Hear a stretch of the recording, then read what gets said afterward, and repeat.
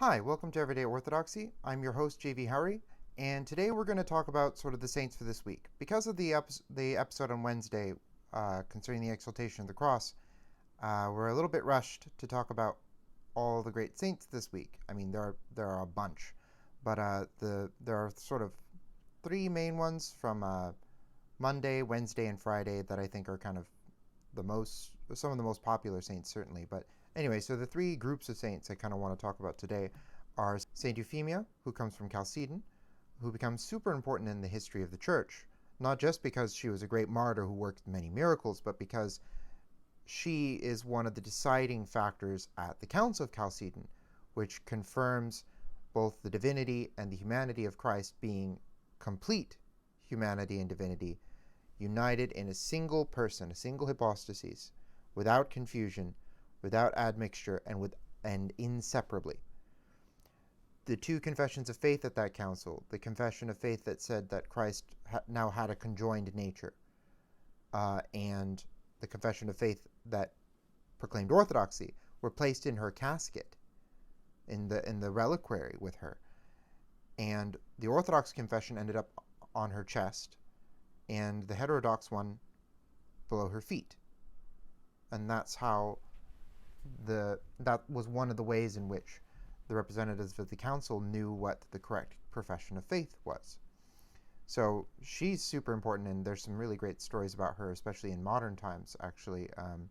St. Paisios of Mount Athos actually prayed to her to ask for some questions about the Orthodox non-Chalcedonian, the Coptic, Indian, Armenian, Syriac dialogue.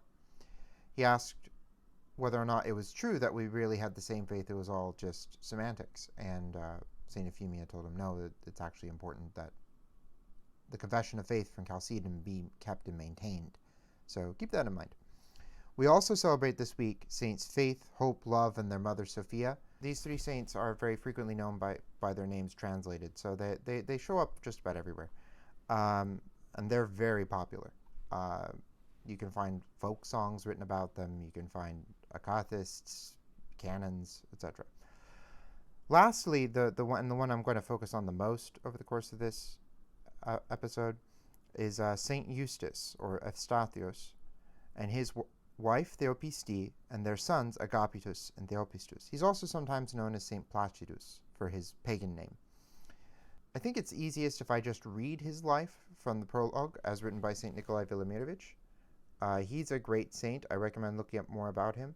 I'm going to be posting up some icons, and there's another particular thing I'm going to post a picture of in a moment. But so you'll see some icons and images, both Western and Eastern, about the life of this saint, because he's particularly venerated in the West, and particularly in France, where his relics are.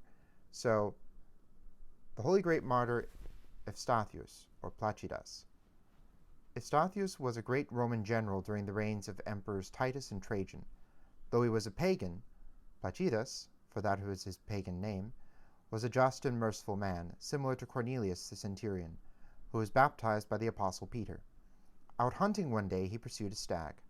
By God's providence, a cross appeared between the antlers of the stag, and the voice of the Lord came to Placidas, directing him to go to a Christian priest and become baptized. Placidas was baptized along with his wife and two sons. At baptism, he received the name Eustathius, and his wife Theopiste, or faithful to God, and his sons Agapitus and Theopistus. After his baptism, he returned to the place where he had experienced the revelation of the stag, and kneeling gave thanks to God that he had brought him to the truth. Just then the voice of the Lord again manifested itself to him, foretold that he would suffer for his name, and strengthened him. Then Eustathius secretly left Rome with his family, intending to hide among the simple people and serve God in humble and unknown surroundings. Arriving in Egypt, he was immediately beset by trials. A wicked barbarian abducted his wife, and both of his sons were seized by wild beasts and carried away. However, the barbarian soon lost his life, and the children were saved from the wild beasts by shepherds. Eustathius settled in the Egyptian village of Vadisis, and lived there for 15 years as a hired laborer. Then barbarians attacked the Roman Empire, and Emperor Trajan, grieved that he did not have the brave general Placidas, who had carried the victory whenever he had fought. The emperor sent two of his officers to seek the great commander throughout the empire, By God's providence, these officers, who were once companions of Eustathius, came to the village of Vadesis, found Eustathius, and brought him back to the emperor. Eustathius amassed an army and defeated the barbarians. On the way back to Rome, Eustathius found his wife and both sons. Meanwhile, Emperor Trajan had died, and Emperor Hadrian was on the throne. When Hadrian summoned General Eustathius to offer sacrifices to the gods, Eustathius declined, declaring himself a Christian. The emperor subjected him and his wife and sons to torture. They were thrown to the wild beasts, but this did them no harm. Then they were cast into a red-hot metal ox. On the third day their dead bodies were removed, but they were unharmed by the fire. Thus this glorious commander rendered unto Caesar the things which are Caesar's, and unto God the things that are God's, and took up his habitation in the eternal kingdom of Christ our God. So, St. Eustathius, like I said, is very popular throughout Western Europe. His story was one of the lives of the saints that entered into this book of pious Christian legends called the Golden Legend. And so there's numerous illuminated manuscripts that depict this story, and St. Eustathius becomes as known as St. Eustache in France and by other names throughout Europe. We get the name in English as Eustace. Becomes, for example, the patron saint of hunters because of this incident with the stag. This story of the stag becomes very popular with St. Eustace because, especially incidents like the cross appearing between the antlers, it becomes a symbol for hunters' guilds. And funnily enough, it works its way into one modern life situation. The liquor Jägermeister, that's actually St. Eustace's symbol. All of this is kind of a side point. The point we want to get to with the three of these saints, or with the three of these groups of saints, they're all martyrs, and they all contested for Christ. Now, how does that look like? What is the ideal form for that? Well, the scripture readings for confessors and for martyrs kind of indicate this. We're going to look at confessors because that's what's assigned for St. Eustace. So what we've got is Ephesians 6:10 through 17 and Luke 21:12 through 19. So the reading from Ephesians is about the armor of God. It's about spiritual warfare. It's a great reading. It's very beautiful, very colorful. I don't want to focus on it today. So I'm going to focus on the reading from Luke, which I'll read presently. There will be a picture of Luke up. But before all these things, namely the signs presaging the end times, they will lay their hands on you and persecute you, delivering you up to the synagogues and prisons. You will be brought before kings and rulers for my name's sake, but it will turn out for you as an occasion for testimony. Therefore settle it in your hearts not to meditate beforehand on what you will answer. For I will give you a mouth and wisdom which all your adversaries will not be able to contradict or resist. You will be betrayed even by parents and brothers, relatives and friends, and they will put some of you to death, and you will be hated by all for my name's sake. But not a hair of your head shall be lost. By your patience possess your souls.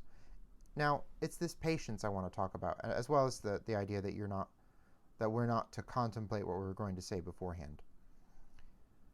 So, patience. It's one of the virtues because what it teaches us to do is to rely on God. A lot of the time we have to wait. The waiting is very uncomfortable. We want things to move with speed. But if we don't wait on the will of God, we're only going to make things harder for ourselves. St. Eustace is a great example of this precisely because he actually gets separated from his family right after becoming a Christian. He works for years for little pay in order to avoid having to do those things which in the Roman army at that time would have led to his death, because, and I should point this out, St. Eustace had a family. Many of the martyrs who are soldiers are young and don't have families. St. Eustace does, and so he does what he does to protect his family. But when the persecution comes knocking in two forms, when he's brought back for the sake of others, because, this attack by barbarians is a matter of the public welfare.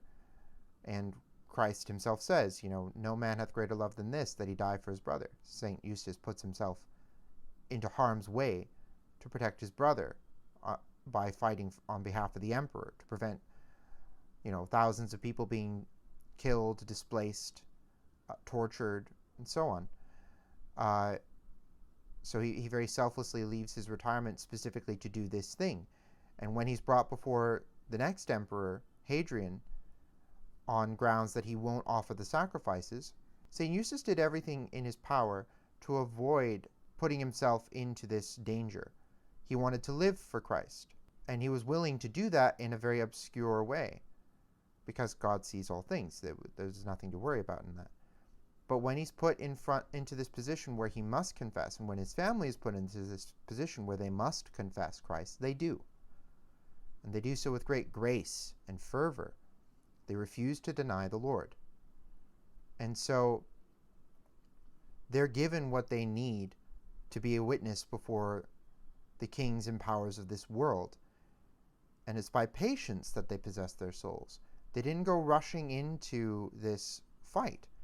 Sometimes we get tempted to go and do things like start getting into apologetical arguments, or go somewhere dangerous to preach the gospel of Christ, or any of those kinds of things. But that's not the way this is done by the saints. This is not the way that Christ teaches us to do things. Christ avoids his death until the moment when it will be redemptive. How many times does he slip out of the hands of the Pharisees and the Sadducees? How many times does he get out of danger? He doesn't avoid the danger when it comes to him, though. He doesn't call down fire from heaven. He doesn't call legions of angels to serve him and get him out of the trouble, because when it comes, and it's the right time, it will become salvific. And for St. Eustace and his family, it was. For Saints Faith, Hope, Love, and their mother Sophia, it was. For St. Euphemia, it was. When the moment comes when we can give a witness unto Christ, when we can take up our cross and bear it and place it before his feet as an offering, God will give it to us. And it won't just help us. The examples of these saints, the prayers and healings which they offer before God, and the wonders worked at the sites of their burials, or by the things touched by them, they've inspired many people to live a life in Christ. They've inspired people to live the virgin life, if it's St. Euphemia. They've inspired mothers to raise up their children in piety, in the case of St. Sophia. And they inspire families to stay together in a life of holiness, like St. Eustace and his family. When the time is right, God will give us the things we need to say or do. Something we should be appending to every prayer, or at least this is what my Romanian godfather always tells me to do. He always tells me, at the end of every prayer, you say, "But Lord, your will be done." And that's the way we have to be. And the Lord will usually make it obvious. If it's not obvious, you just keep praying. I think it's in St. Luke's Gospel. There's actually the parable of the old woman who keeps going to the judge in order to get what she needs. And she just bothers the judge until he gives her what she needs. He tells us that to tell us the attitude we should have in prayer. We keep going to God over and over again until it's resolved. And you'll notice half the time when it's not being resolved, it's because you're not actually willing to give up your own will. At least this has been the case in my life, and certainly in the lives of people who have spoken to me about this before, that we are often desperately clinging on to that fantasy world that we've built for ourselves, that fantasy, phantom life, that we desperately want to be the case, but is not. We have to let that go. We can't be grasping before God.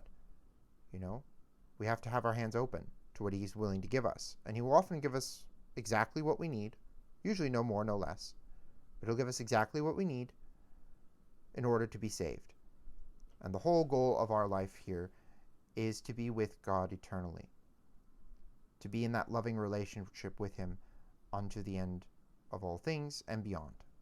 So, I hope this has been helpful to you. If you like this content, please feel free to like and subscribe and share. God bless, and we'll see you next week.